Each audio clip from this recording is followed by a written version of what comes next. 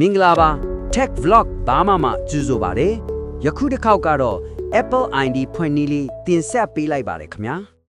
Apple ID ဖွင့်ဖို့အတွက် Gmail အကောင့်တစ်ခုနဲ့ဖုန်းနံပါတ်တစ်ခုလိုအပ်ပါမည် Apple ID ဖွင့်ဖို့တစ်ခါမှအသုံးမပြုရသေးတော့ Gmail နဲ့ဖုန်းနံပါတ်ဖြစ်ရပါမည် သင် iPhone ရဲ့ setting ထဲသို့ဝင်လိုက်ပါ အပေါ်ဆုံးကဝိုင်းပြထားတဲ့ Apple account ဆိုတာလေးကိုနှိပ်ပါ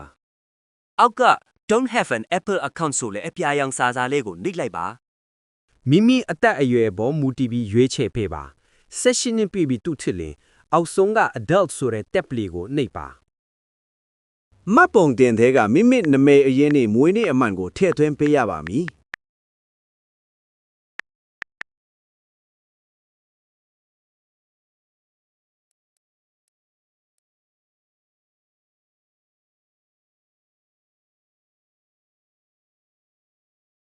အားလုံးထည့်သွင်းပြီးလျင် continue ကိုနှိပ်ပါသင်ရဲ့ Gmail address ကိုဖြည့်သွင်းပေးပါ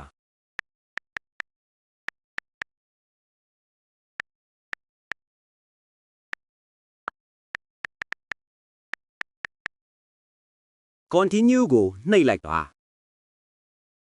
Apple ID အတွက် password ထားပေးရပါမယ်လုံခြုံစိတ်ချရတဲ့ password တစ်ခုဖြစ်အောင်အင်္ဂလိပ်အခရာအကြီးအသေးဒေါ်လာတင်ကေတာ hashtag လို့တင်ကေတာအမျိုးတွေနဲ့1234စတဲ့နံပါတ်တွေကိုပေါင်းဆက်ပြီးထားပေးပါ အောက်က verify ဆိုတဲ့အကွက်လေးမလဲအပေါ်မှာဖြည့်ထားတဲ့ password အတိုင်းတူအောင်ကူးထည့်ပေးပါ continue ကိုဆက်နေပါ